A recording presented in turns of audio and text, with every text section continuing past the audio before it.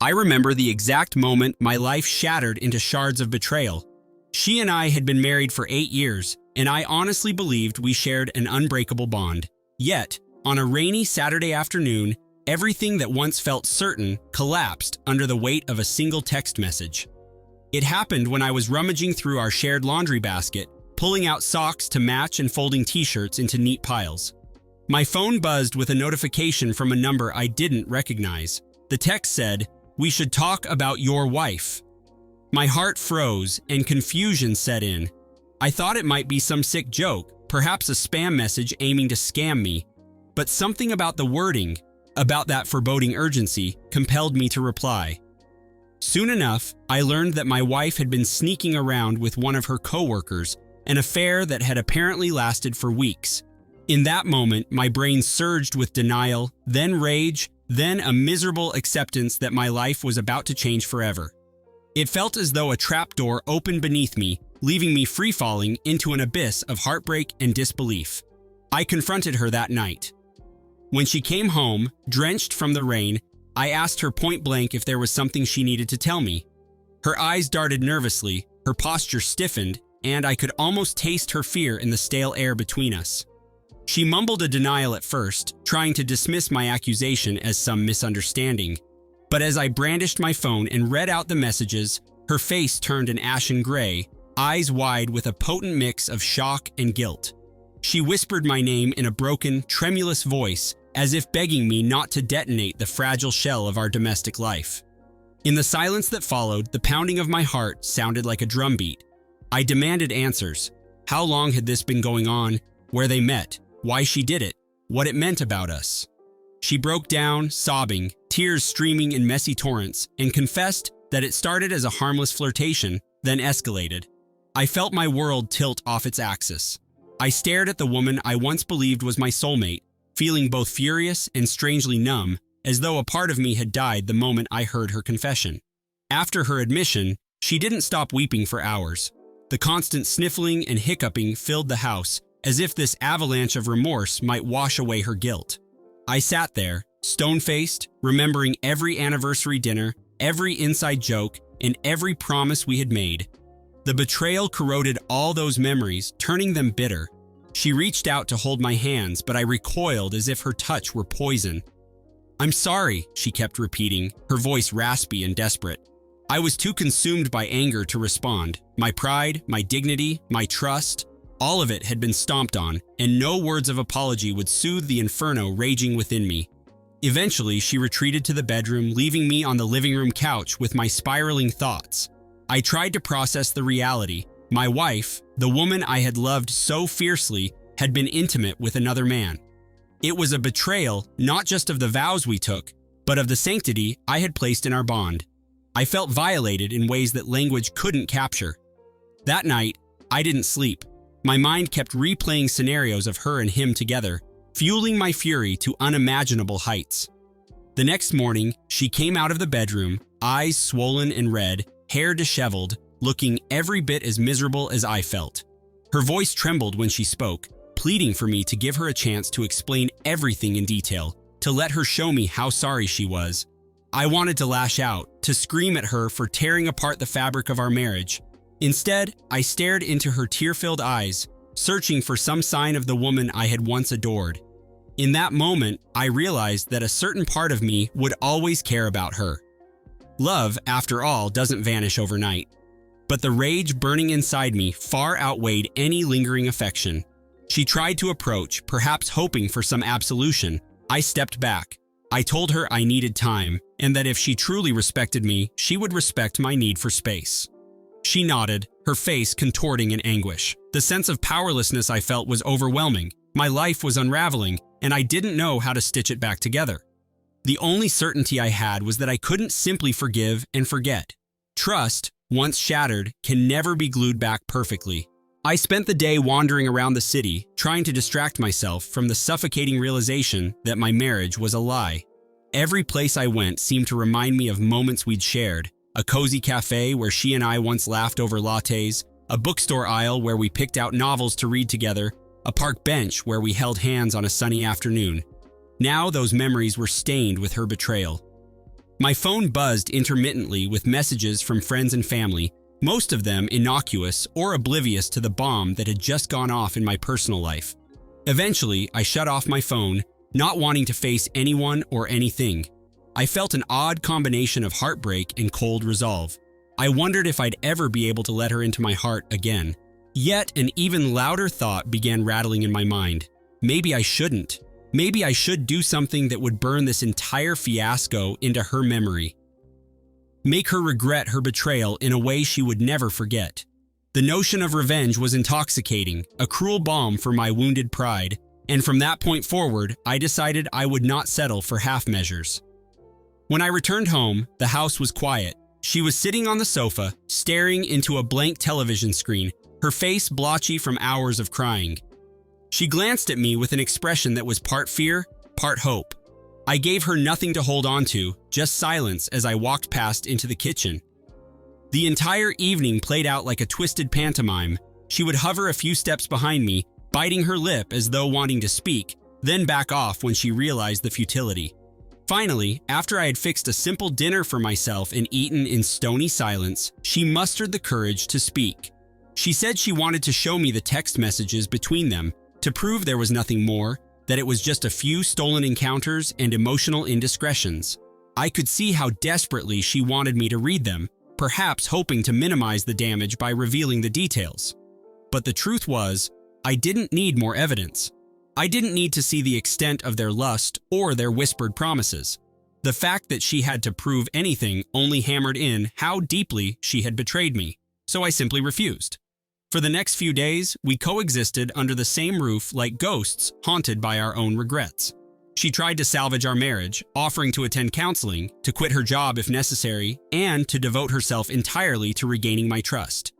But every time she begged, every time she approached me with tearful eyes, I felt my resentment deepen.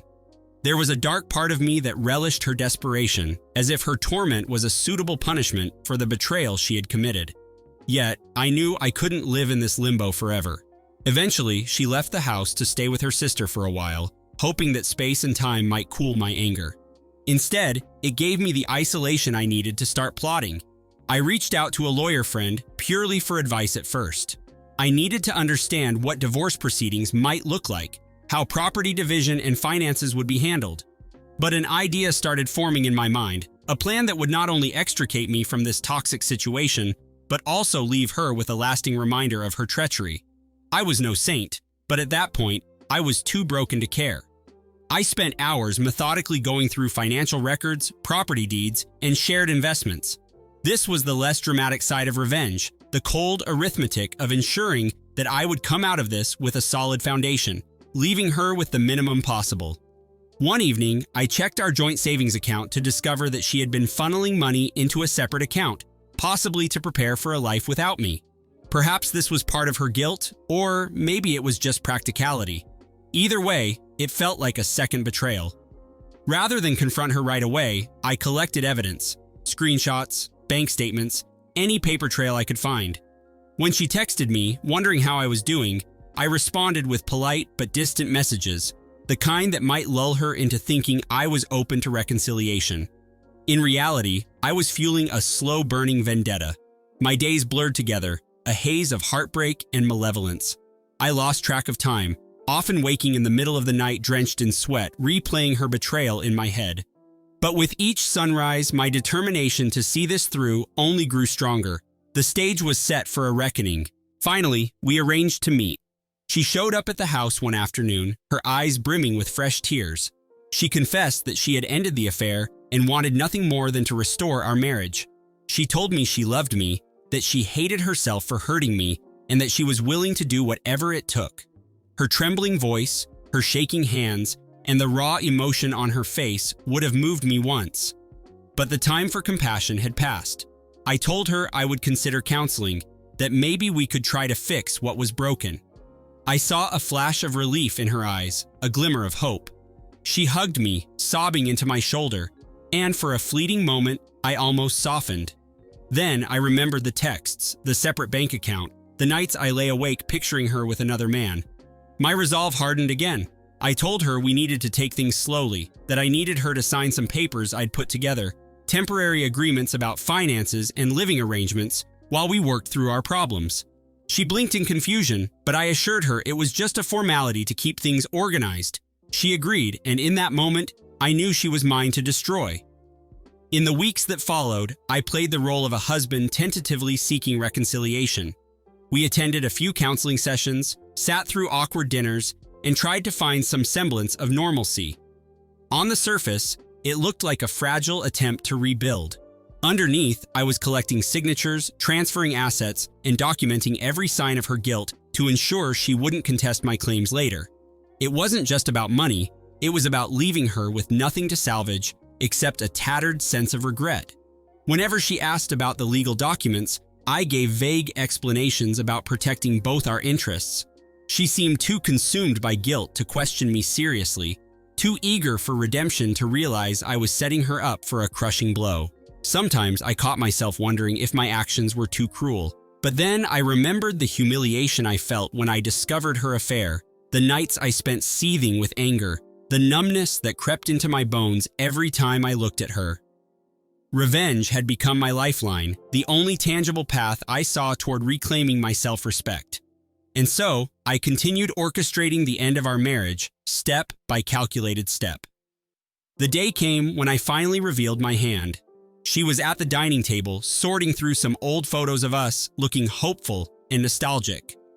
My lawyer friend had prepared the official divorce papers, meticulously drafted to ensure I received the bulk of our assets, including the house and most of the savings. Her misdirected funds wouldn't save her this time. I had a record of everything. I placed the papers in front of her, watching her face twist into confusion. She asked if this was another temporary agreement. I shook my head and told her this was the final word on our marriage. She stared at me in stunned disbelief, tears forming instantly. She pleaded, voice cracking, that she thought we were working through our issues, that she had done everything I'd asked, that she was sorry. I told her I didn't care about her apologies. She asked if she could explain, if we could revisit counseling, if there was anything left for us to salvage.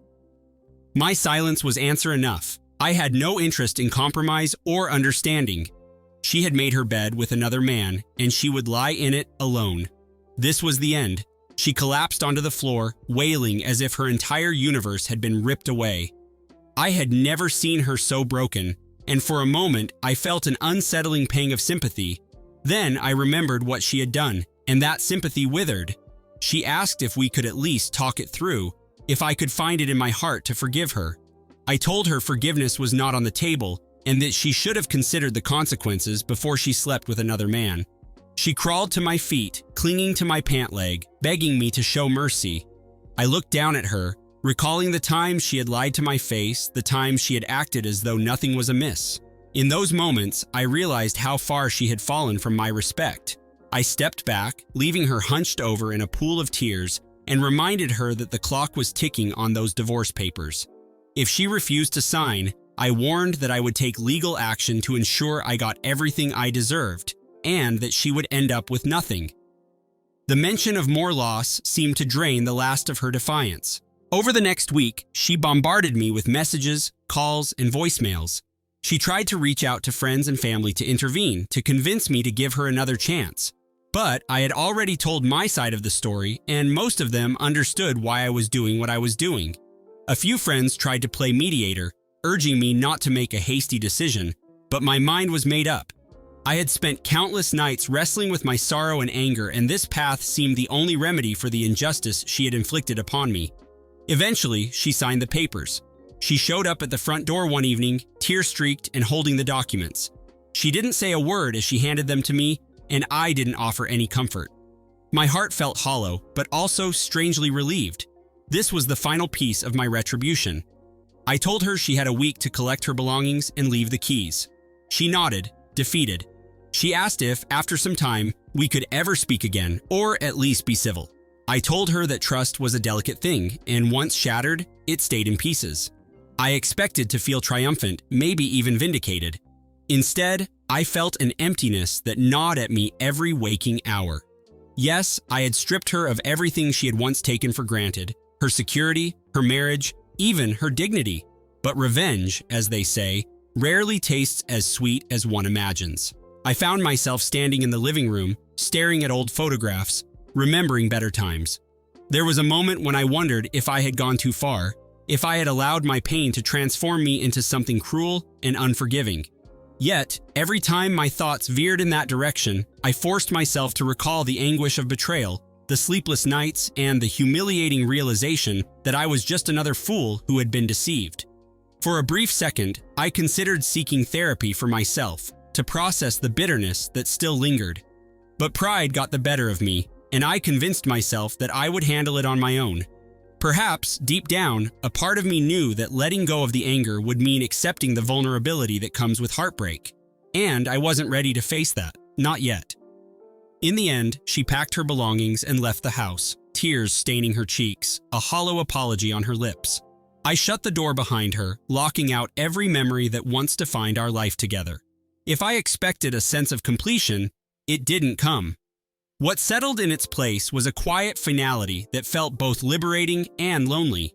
Rumors circulated about her moving out of state, perhaps chasing a fresh start. I never bothered to confirm. My vengeance had been served, yet I remained restless, aware that no amount of retribution could fully mend a wounded spirit.